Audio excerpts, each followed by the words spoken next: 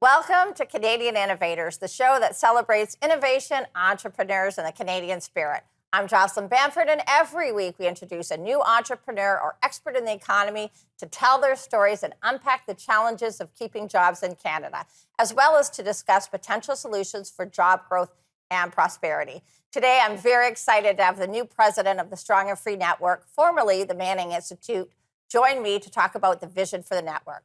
Jamil Jivani grew up in a mostly immigrant community in Toronto, where he says he was nearly lost to feelings of hopelessness, anger, and hate. At 16 years old, he was labeled illiterate by the public school system. However, Jamil turned his life around with the support of role models and mentors. He went on to graduate from Yale Law School and teach at Osgoode Hall Law School, and dedicate his career to supporting youth facing challenges like the ones that he dealt with when he was growing up. He partnered with author J.D. Vance to help solve America's opioid crisis, and Jamil's leadership has been recognized with awards from many organizations, including the International Development and Relief Foundation, Yale University, and York University. Most recently, at 31 years old, Jamil survived a fight with stage 4 cancer, which gave him even greater insights on how people can overcome adversity. His first book, Why Young Men? The Dangerous Allure of Violent Movement and What We Could Do About It, was published in 2019. And Jamil has been a radio talk show host and a journalist, and his columns appear regularly in the National Post. Welcome to the program, Jamil. Well, thanks for having me, Jocelyn. So I'm going to confess that, Jamil, your program on 1010 was my go-to for driving the kids to hockey. It was always a great show. Jamil, I've given the viewers a brief intro into your life. For those that don't know you, could you please fill in the blanks on my introduction? Well, yeah, I mean, you touched on a lot of the key parts of my life and my career. I often try to explain to people that I think I've seen both the best of Canada and the worst of Canada. And what I mean by that is I've seen where our systems and our country can fail some people, where institutions are not doing the right thing for young people growing up and giving them a fair chance in our economy. But I've also seen how Canada is a country that gives people second chances like almost no other place on earth, where I could go from being considered illiterate in high school to being an Ivy League trained lawyer. And there's very few countries on earth that I think produce stories like that. So I often think of myself as being a poster boy for what needs to be fixed in Canada, and also what we need to be celebrating and holding on to, so that we can pass the right values on to the next generation. Now, you have a T-shirt behind you. Can you talk to us? I understand that that's an inspiration for you, and we'd like to hear about that. Yeah, this is behind me is a rapper named Nipsey Hussle from Los Angeles, and he was killed in 2019. One of the reasons I have him on my wall there is that I kind of think of him as an inspirational figure, in the sense that he reminds us that culture matters. You know, this was a young man with tremendous talent. He was a very successful entrepreneur. He was an independent artist who made a fantastic career for himself. But at the same time, he kept one foot in the world of gangs and violence and self-destruction, and trying to live out that balance ultimately caused his death. He was shot and killed because he continued to have a voice that was speaking some of the harmful things that you can find in hip hop subculture. So I think of him as a tragic figure, in the sense that he reminds us of all the talent that exists in young people who often get overlooked, who the school system lets fall through the cracks. But then he also reminds us there are consequences to the things that we say, and that being a rapper who talked about gang violence and guns ultimately meant he could not leave that lifestyle behind, no matter how smart and hardworking he was. So, Jamil, I love reading your columns in the National Post. We only have about a minute left. Can you share with us your vision for Canada? In short, I believe that we're at a critical moment in our generation where we have a choice to make about what are the traditions and historical foundations of Canada we need to hold on to, that has made this country so special, but also to make sure we continue embracing multiculturalism and an increasingly diverse society. So my vision for Canada is one of balance, and right now we don't get a lot of it. Yeah, it's true, and we really do need to get that balance back in our country. Now, we're going to take a quick break, and when we get back, we're going to hear about the Strong and Free Network and your goals for the network going forward. You're watching Canadian Innovators. Please don't go away. We'll be right back.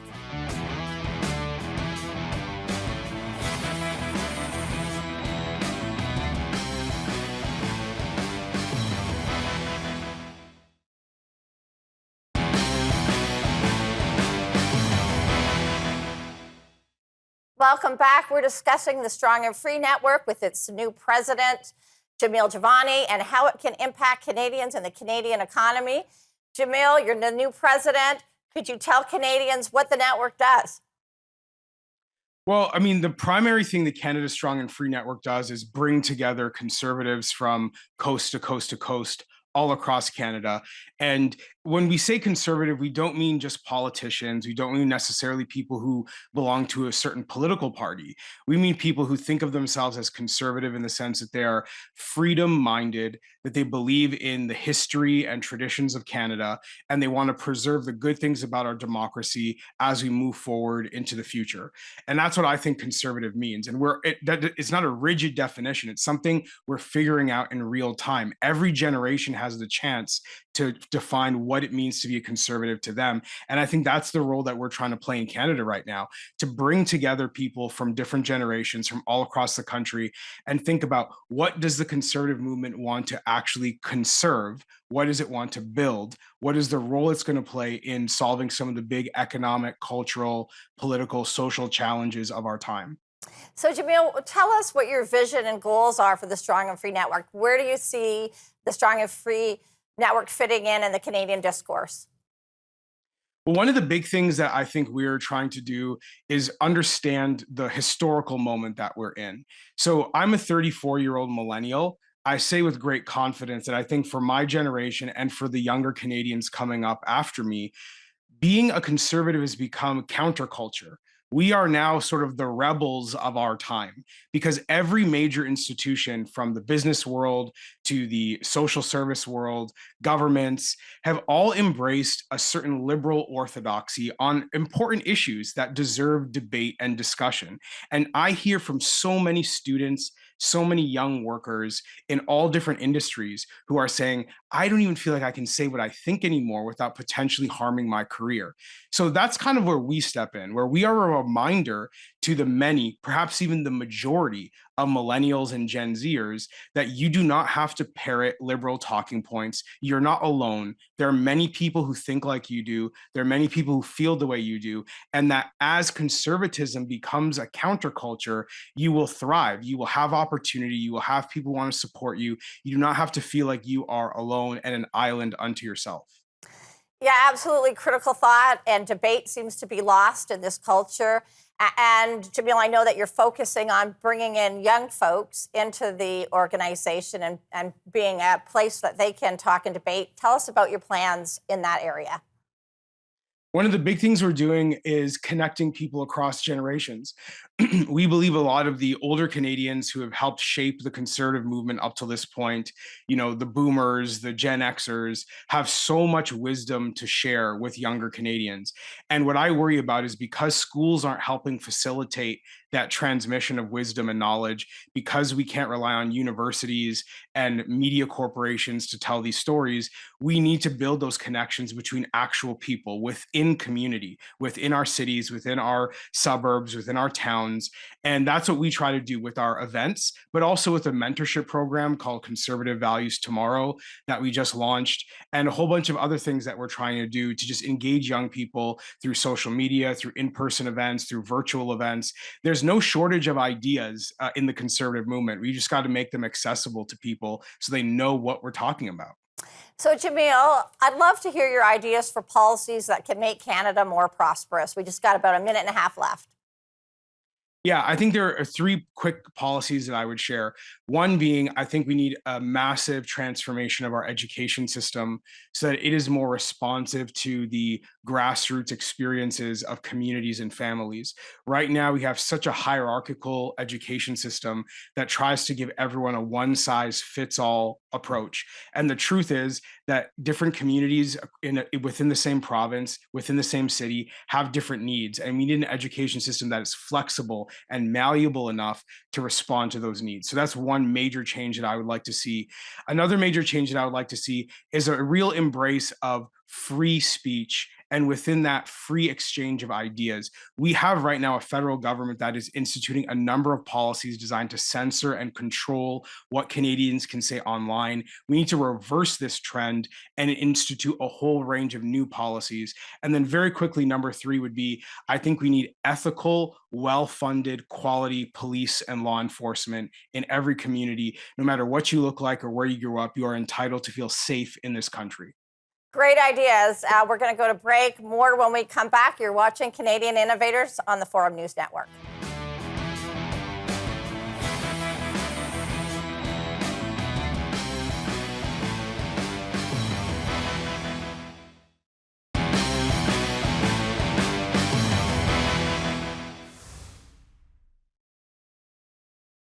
We're back. I'm talking with Jamil Jivani, president of the Strong and Free Network. And before we went to break, we were talking about the Strong and Free Network and its impact on the Canadian landscape.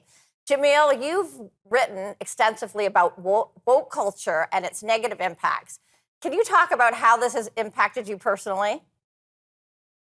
Yeah, I mean, I think for a lot of people, when they hear about wokeness or they hear about, social justice or sort of modern race politics, whatever label we want to attach to it, they sort of assume that it's a good thing for people of color, that if you are a member of a minority community, that it's benefiting you the way that corporations and governments have started to adopt language like systemic racism or white privilege. But I would actually argue the reverse is happening, that when companies, when government offices, schools, all these different organizations adopt a framework, a philosophy on race, if you are a member of a minority community that does not agree with it, it gives organizations, it gives management a lot of power to control and manipulate you. And if you do not comply as a Black person, as an Asian, as an Indigenous person, whatever minority group you might be part of, then it's like you get punished, you get reprimanded for not fitting into these stereotypes. So if you take me as an example, I am the son of a Kenyan Muslim immigrant to Canada, an Irish, Scottish, Protestant Canadian, my mother, and my father from Kenya. I grew up in an Indian and Jamaican community in Brampton. I have a very diverse background, both in my family, but also in terms of the cultural influences around me as a Canadian. And it's weird to then have my own community, my own family being divided up, turned against each other, being told we can't get along, that we are oppressing one another, that we should be fighting with one another, when everything I've experienced in this country is that working and middle class families have way more in common than they have different. So it's very frustrating as a Black man to see this sort of new religion of wokeness being produced and spread across Canada, when I don't think it resonates with the actual lived experience of most people in this country, regardless of what we look like or where we come from. Yeah, and coming from Scarborough, you see a very diverse community, people all getting along, different religions, different backgrounds. And I have to agree with you. There's certainly a lot that's bringing us together as opposed to pulling us apart. Jamil, you bravely resigned as an advisor to the Ontario Premier. You were appointed as Ontario's first community opportunities advocate in 2019. Can you tell us what led to your decision? Yeah, well, I wrote an exit memo that anyone can look up online and see some of at length, some of my rationale. But the ultimate challenge that I would say occurred is this: harm was done over the last 2 years to some of the communities that I was tasked to help create policy for. When I mean communities, I'm talking about young people from working class neighborhoods, young people from racialized communities who, when schools were closed, were significantly harmed. We're talking losing months, if not years, of learning development in a province of Ontario where schools were closed longer than any other province in Canada. And I gave the education minister, Stephen Lecce, months, if not years now, to actually put a plan together to rectify what was done, to make amends for the harm that was caused. I offered numerous opportunities where I would help. I gave numerous ideas. I tried everything I possibly could. and Stephen Lecce was just not willing to do what was necessary. So when you can't fix things from the inside, you've got to make a decision about, can you be more effective on the outside? And that's the decision that I made. Certainly a brave one, and commend you for sticking to your convictions. Jamil, you issued an open invitation in the Toronto Sun for pro-critical race theory individuals to have an honest conversation with you about their ideology and its impact in Canada. Can you explain? Well, yeah, I mean, critical race theory has become such an influential ideology. When we talk about wokeness, a lot of the ideas around wokeness, like white privilege, like systemic racism, come from this theory called critical race theory.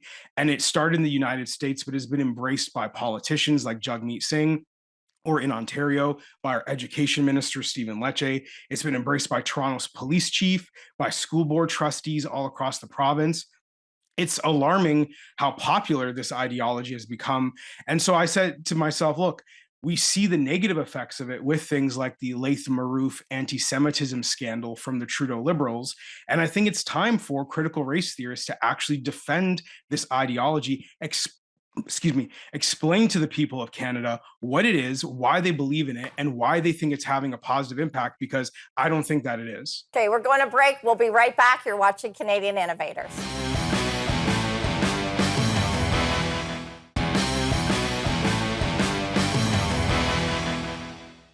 Welcome back. I'm Jocelyn Bamford. My guest today is the president of the Strong Free Network, Jamil Jivani.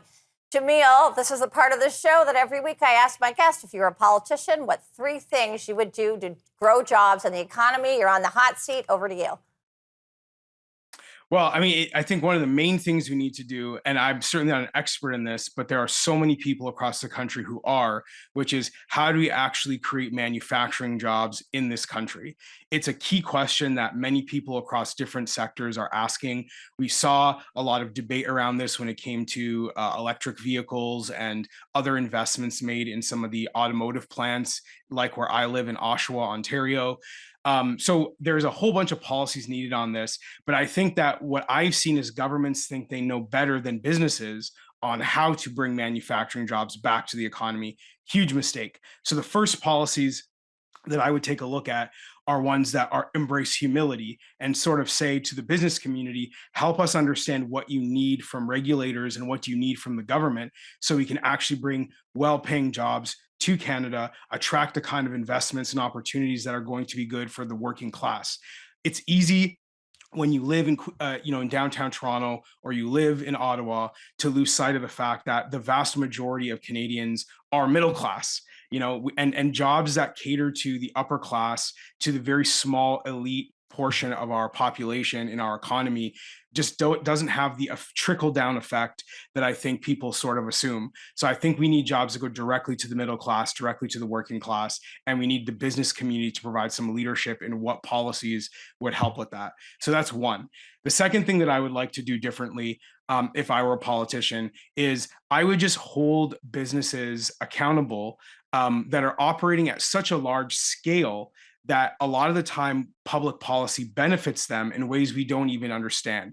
Over the last couple of years, pandemic management policies benefited Amazon, Costco, Walmart. Large corporations, not even headquartered in our country, got so much richer over the last 2 years, while our public policies were contracting the small and medium businesses that are operating in our towns, our cities, from coast to coast. So I think one thing we need to think about is, do we need a new way of thinking about taxing these large corporations, especially when they're benefiting from public policy? It's one thing if I know the free market argument is often, well, leave them alone because they're earning money on their own merits. But that's just simply not the case. We know, based on the last couple of years, that large businesses, mostly multinationals, benefited from pandemic management policies, while local Canadian small and medium businesses did not. And I think we need to rethink, what does taxation look like in that kind of context?